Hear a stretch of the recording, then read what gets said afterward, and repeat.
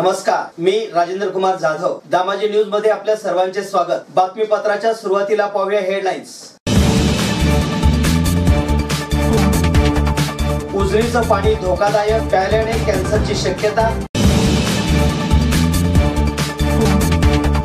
भावी मुख्यमंत्री शिवसेनेचाच, खासदार संजय राऊत यांचा ठाम विश्वास. 15,000ची लाच स्वीकारल्याप्रकरणी ग्रामसेविका व खासगी लाचलुचपतच्या जाळ्यात सापडण्याची ही ग्रामसेविकेची दुसरी घटना.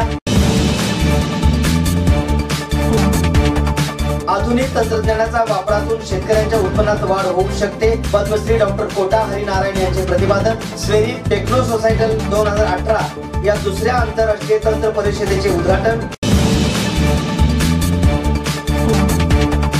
गरम पाणी देणारी तावशी ग्रामपंचायत ठरली जिल्ह्यातील पहिली. 14व्या वित्त आयोगातून विविध वस्तूंचे वाटप. आणि डॉक्टर बाबासाहेब आंबेडकरांनी चांदीच्या ग्लासात पाणी पाजलेल्या शावाबाई गलधाणे यांचे निधन.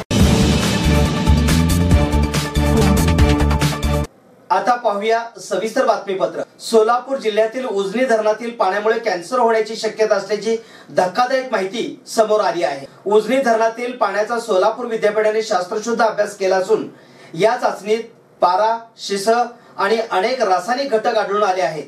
यामुळे उजनी धरणातील पाणी सतत पिल्याने कॅन्सर होण्याची शक्यता असल्याचा निष्कर्ष विद्यापीठातील संशोधकांनी काढला आहे. यामुळे 4 जिल्ह्यातील नागरिकांच्या आरोग्याविषयी मोठा प्रश्न उपस्थित झाला आहे.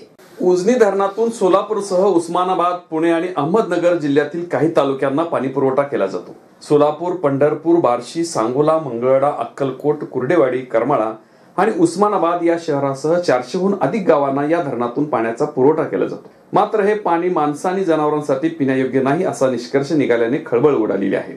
सोलापूर विद्यापीठातील संशोधकांनी उजनी धरणातील पाण्याचे 8 नमुने संकलित केले.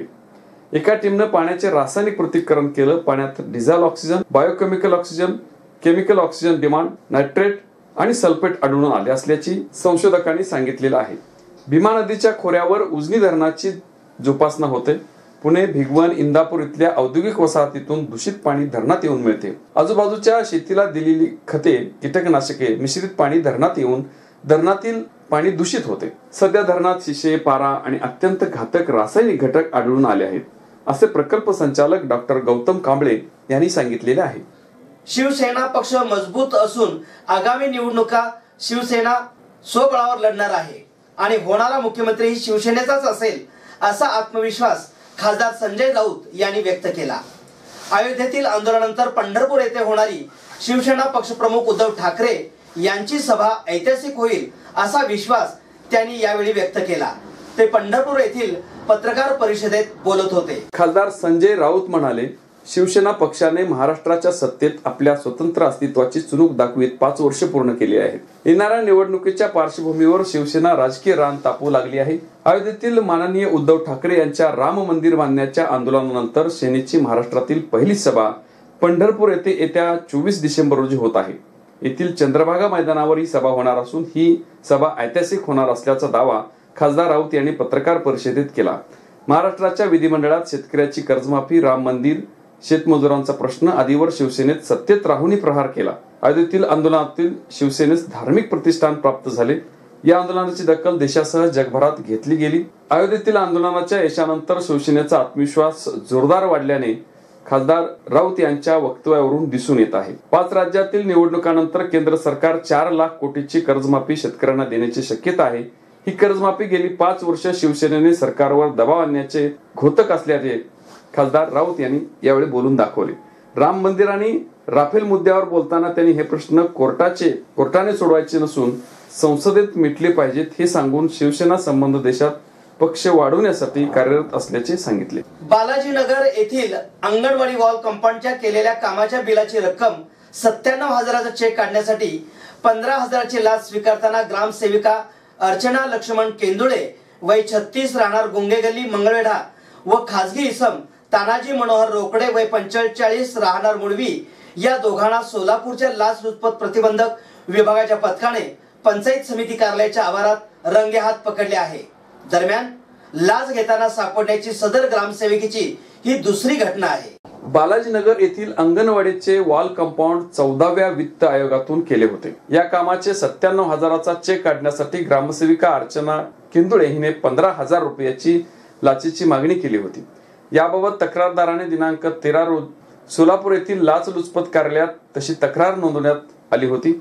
या तक्रारीवरून त्यांची पडताळणी करण्यासाठी दिनांक 14 रोजी दुपारी पंचायत समिती मंगळा कार्यालयामध्ये लाचलुचपत विभागाचे पोलीस अधीक्षक संदीप दिवान, अप्पर पोलीस अधीक्षक दिलीप बोरस्ते, पोलीस उपनिरीक्षक अरुण देवकर यांनी सापळा लावला. या दरम्यान आरोपी अर्चना केंदुळे व खाजगी इसम तानाजी रोकडे 15,000ची लाच घेताना रंगेहात पकडले गेले. या घटनेची फिर्याद पोलीस उपनिरीक्षक अरुण देवकर यांनी दिल्यानंतर वरील दोघांविरुद्ध लाचलुचपत प्रतिबंधक अधिनियमानुसार गुन्हा दाखल करण्यात आला आहे. अधिक तपास पोलीस निरीक्षक कविता मोसळे करीत आहेत. दरम्यान ग्रामसेविका केंदुळे ही यापूर्वी लाच घेताना पंचायत समिती कार्यालयातच सापडली होती. लाच घेताना सापडलेली ही दुसरी घटना आहे. आता घेऊयात एक छोटीशी विश्रांती. तुझा आवाज खूप गोड आहे, सतत ऐकत राहावंसं वाटतं. अशी काय जागा आहे ग माझ्या आवाजात? तुझा आवाज ऐकल्यानंतर माझा दिवस छान जातो. आणि माहिती बघून पोट भरतं ना, त्याप्रमाणे तुझा आवाज ऐकल्यावर माझंही मन भरतं. हरपून गेले मन हे माझे, कळता न कळता तुझ्यात कसे. ओढे गोड लागे जीवाला, ध्यास हा भास छैतो. Mauli Mauli Mauli, I love you so so so so so much. I love you, I love you, I love you. आपल्यासाठी एक गुड न्यूज आहे. लग्न करशील माझ्याशी? हो, मी तर एका पायावर तयार आहे. मग शुभमंगल मिलन कधी? 31 डिसेंबरला. त्या दिवशी ना माझं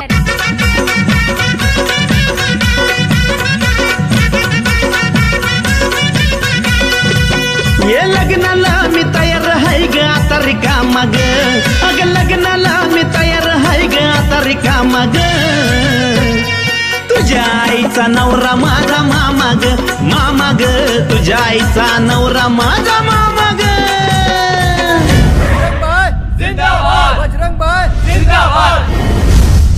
आम्ही दिवाळी आणि रंगपंचमी एकदाच साजरी करतो. आता तुम्हाला मी दाखवतो दादागिरी, गुंडागिरी आणि दुनियादारी.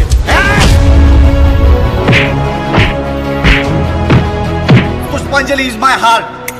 अंडरस्टँड? सर, पुष्पाला काय झालंय? काय घाबरण्याचं कारण? मी कधीच स्वतःच्या पायावर उभी नाही राहू शकणार का हो?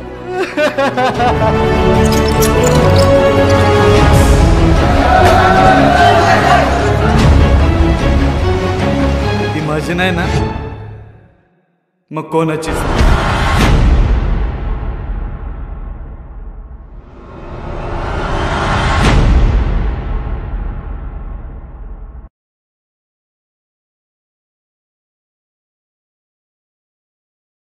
बातमीपत्रात आपले पुन्हा स्वागत.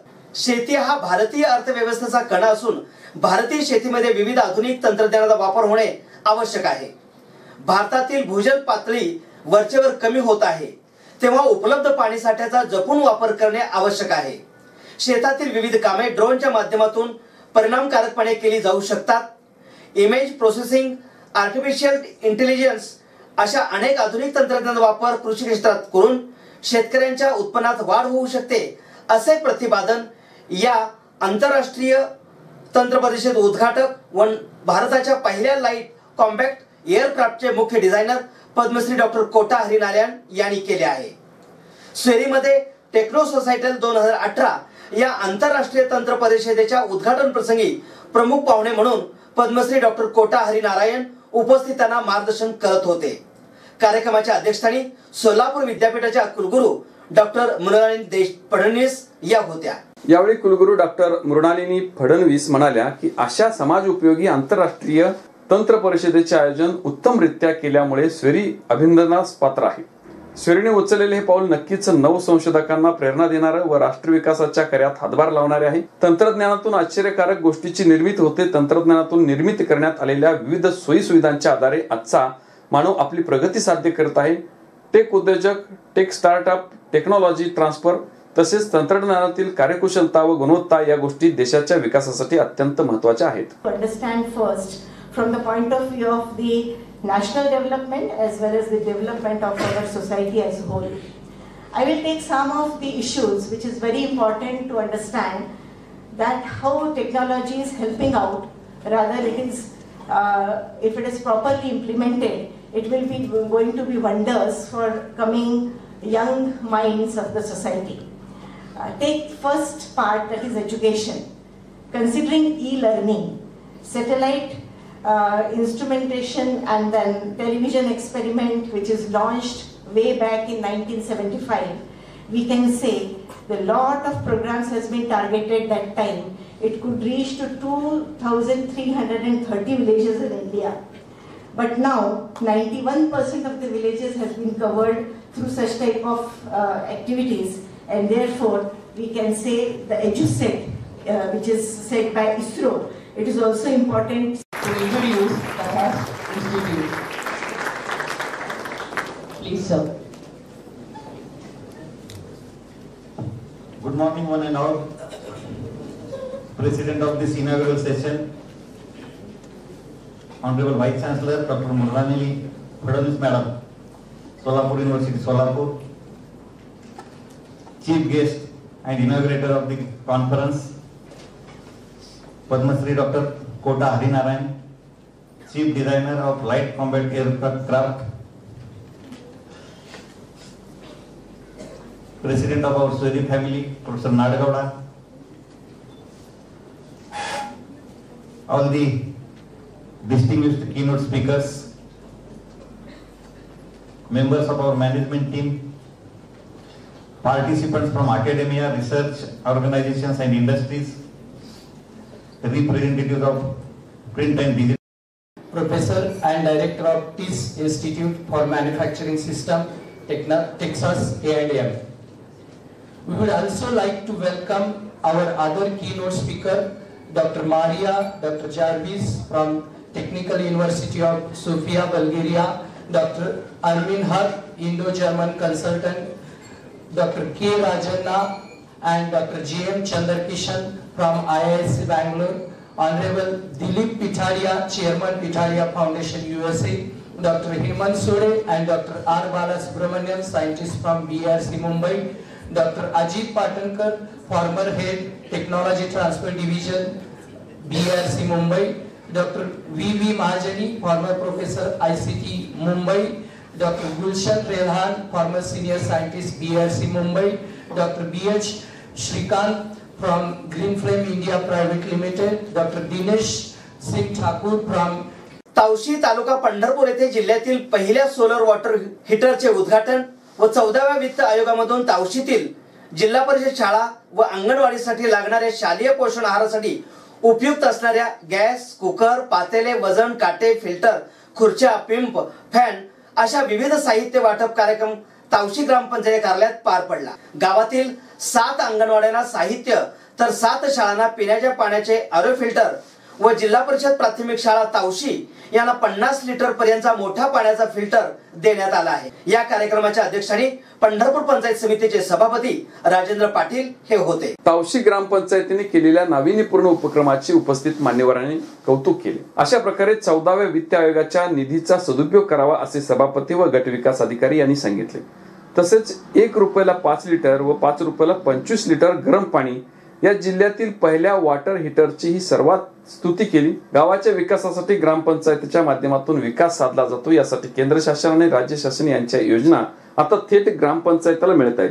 ग्रामपंचायतीला गावाच्या विकासासाठी अगोदर पंचायत समिती आणि जिल्हा परिषदेच्या माध्यमातून निधी उपलब्ध करून दिला जात होता, पण आता पंचायत समिती व जिल्हा परिषदेला खेटे न मारण्याचे शासनाने ठरवल्यामुळे थेट 14व्या वित्त आयोगाचा निधी ग्रामपंचायतीच्या खात्यावर जमा होत आहे. यामुळे आता ज्या ग्रामपंचायतीचे कामे चांगले आहे त्या ग्रामपंचायतीला निधी मिळण्यासाठी मार्ग सुखकर झाला आहे. वळसंग तालुका दक्षिण सोलापूर येथील आंबेडकरवादी विचारसरणीच्या शावाबाई खंडू गजधाणे यांचे नुकतेच वृद्धापकाळाने निधन झाले. मृत्यूसमयी त्या 109 वर्षांच्या होत्या.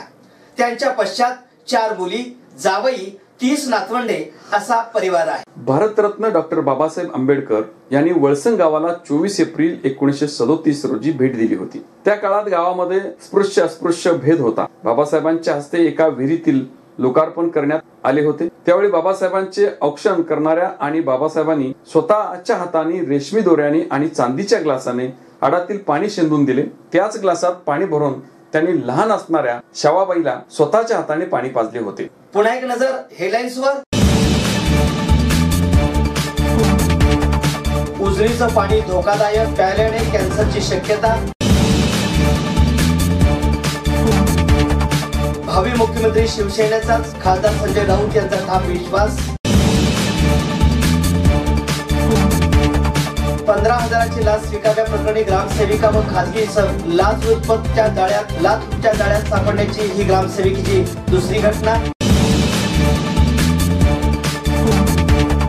आधुनिक तंत्रज्ञानाच्या वापरातून शेतकऱ्यांच्या उत्पन्नात वाढ होऊ शकते. पद्मश्री डॉक्टर कोटा हरिनारायण यांचे प्रतिपादन. स्वेरी टेक्नो सोसायटल 2018 या दुसऱ्या आंतरराष्ट्रीय तंत्र परिषदेचे उद्घाटन.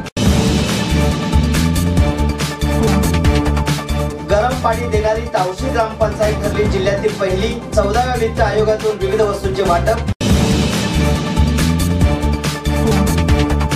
आणि डॉक्टर बाबासाहेब आंबेडकरांनी चांदीच्या ग्लासात पाणी पाजलेल्या शावाबाई गजधाने यांचे निधन. हे होतं आजचं बातमीपत्र. पुन्हा भेटू एका नवीन बातमीपत्रासोबत. नमस्कार.